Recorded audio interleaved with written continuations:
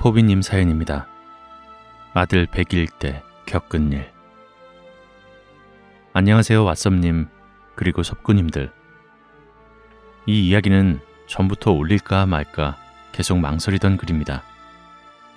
절대 무서운 이야기는 아니고요. 망설였던 이유는 이 사연이 제 지인들은 다 아는 이야기라 포비가 저인 걸 모르는 분들도 알게 될까 해서 고민하고 있었습니다. 알려져서 문제가 될 건 없지만 그래도 망설여지는 건 어쩔 수 없더라고요. 그 잠별이님 사연 중에 삼신 이야기를 듣고선 이 일이 생각나서 올려봅니다. 저에겐 2번의 유산 후 축복처럼 얻은 아이가 있었습니다. 그런데 조산으로 인해 어렵게 출산하게 되었고 아이가 건강하지 않다는 이야기를 들었습니다. 아이는 그래도 잘 버텨주었고 우리는 희망을 놓지 않았습니다.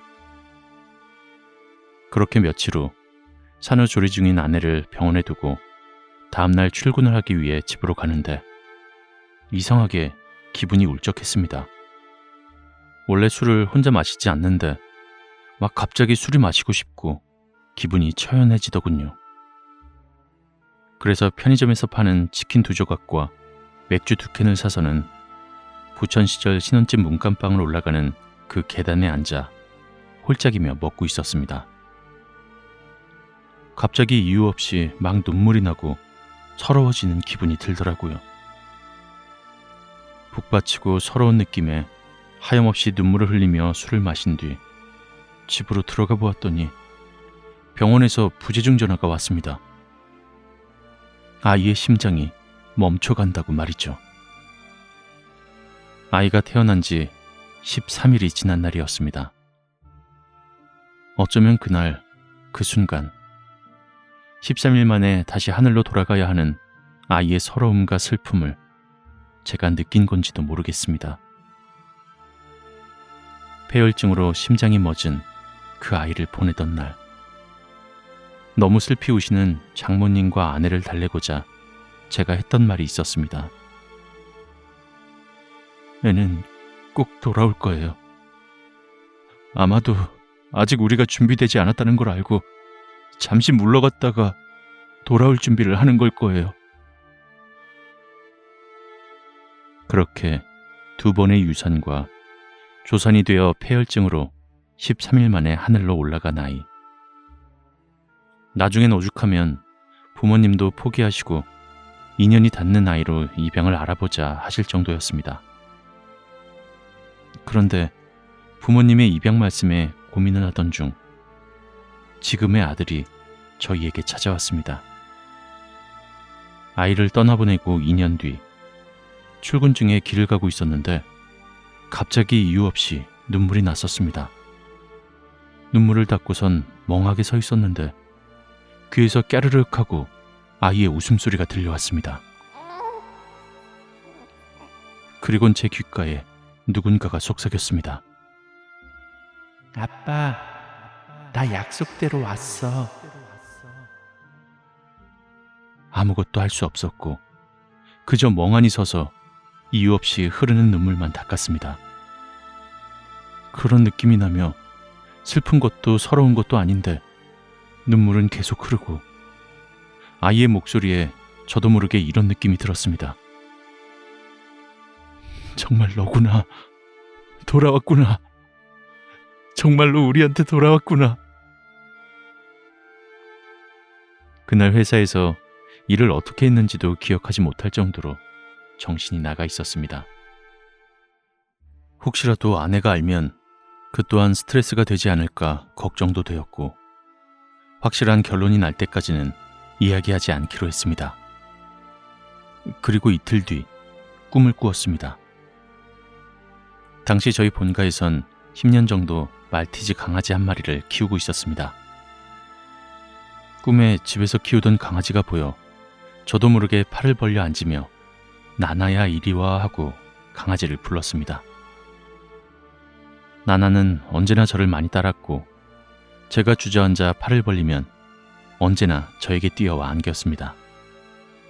하지만 꿈에서의 나나는 저를 보고 반가워하며 꼬리를 잠시 흔들다가 멍하고 짖더니 갑자기 슬픈 눈으로 절 쳐다보곤 꼬리를 내리더군요.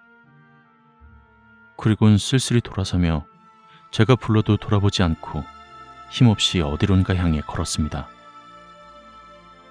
쫓아가려고 하는데 갑자기 하얗고 복실복실한 무언가가 거의 날듯이 뛰어 제 품에 안겼습니다. 저는 그 순간 왜 그렇게 불렀는지 모르겠는데 하얗고 예쁜 얼룩덜룩한 새끼 고양이 같은 동물을 보며 저도 모르게 말했습니다. 하얗고 예쁜 아기 표범이네.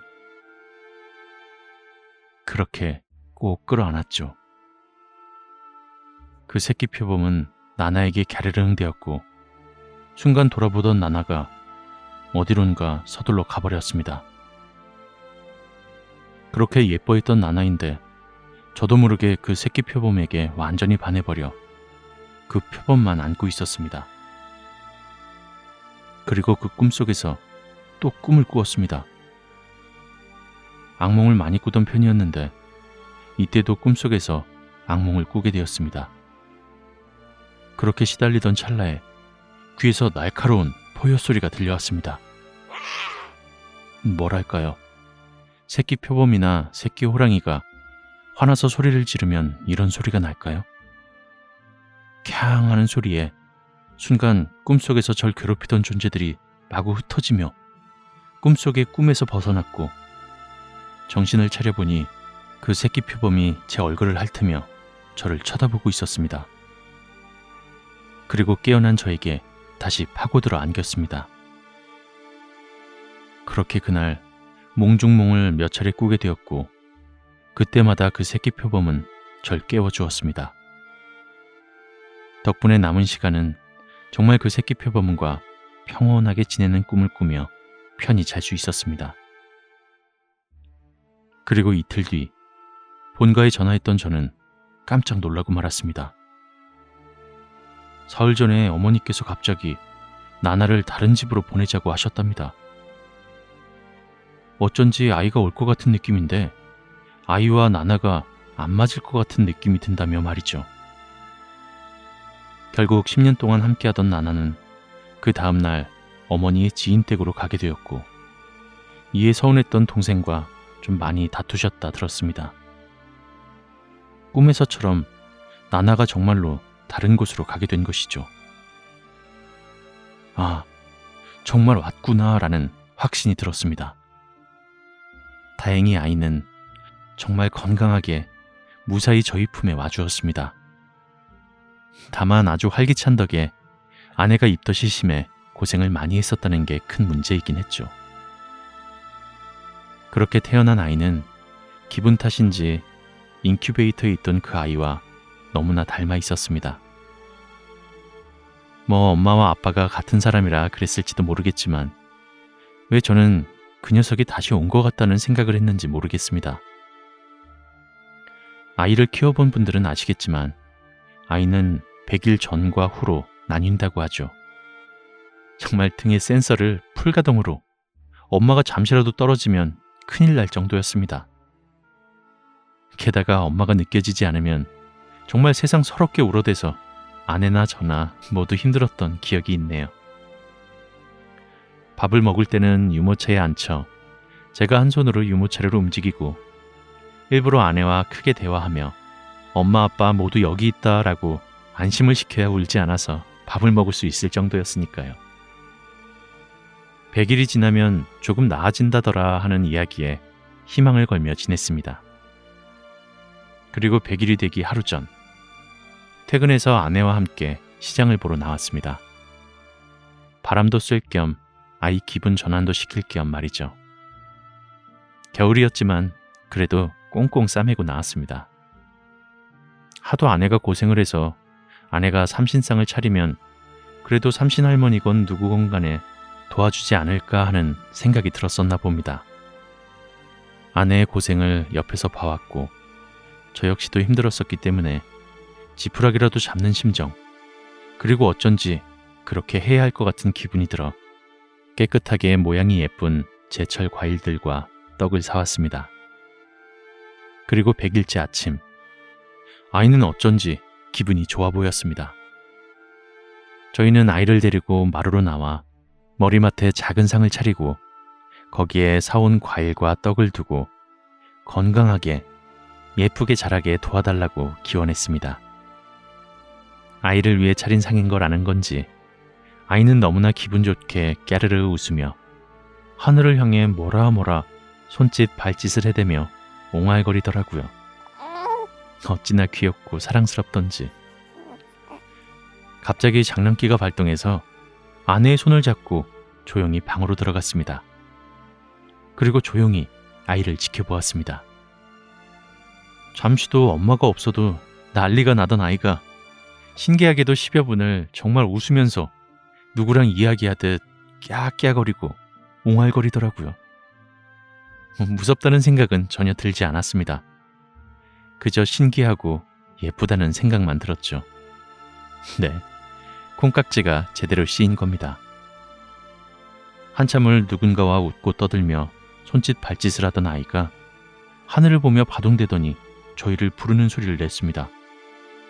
아내와 저는 너무 신기한 그 모습에 이런 생각을 했습니다.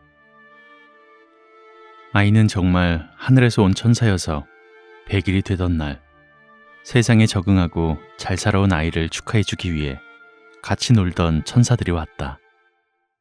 아니면 아이가 태어나고 돌봐주시던 삼신할머니께서 삼신상 차려둔 걸 보시고 기분이 좋아지셔서 과일도 드시고 아이랑 말상대하고 놀아주시다가 가신 것이다. 어느 쪽이든 너무 신기하고 기분 좋고 따뜻한 상상이었고 아이는 정말로 기분이 좋아 보였습니다. 그 이후로도 아이는 건강히 잘 자라고 있습니다. 물론 가끔 크게 아파서 응급실에 몇 번 가긴 했지만 신기하게도 그 시점에 제가 있던 날이었고 제가 응급조치를 하고 병원에 데려가 고비를 넘겼습니다. 응급실에 데려간 날들을 체크해보니 정말 그 다음 날이 휴일이거나 아니면 제가 다른 일로 휴가를 내서 늦게 잠들었었던 날들이었습니다. 새삼 느낍니다. 아이는 사랑받고 사랑받아야 하는 존재라고 말이죠. 정말 삼신할머니가, 조상이, 또 천사들이 지켜주거나 누군가 돌봐주었건 간에 그만큼 소중한 존재이기에 지켜주었다 생각합니다. 그래서 더욱 소중히 키우려고 합니다. 문제는 아빠가 진상이라 화를 못 이기면 애한테 너무 화를 낼까봐 바로 밖으로 도망가는 바람에 뒷수습은 아내에게 맡기고 머리를 좀 식히고 돌아오긴 합니다만 그래도 이런 서툰 아빠의 노력을 아내와 아들 모두가 이해해 주어서 참 다행입니다.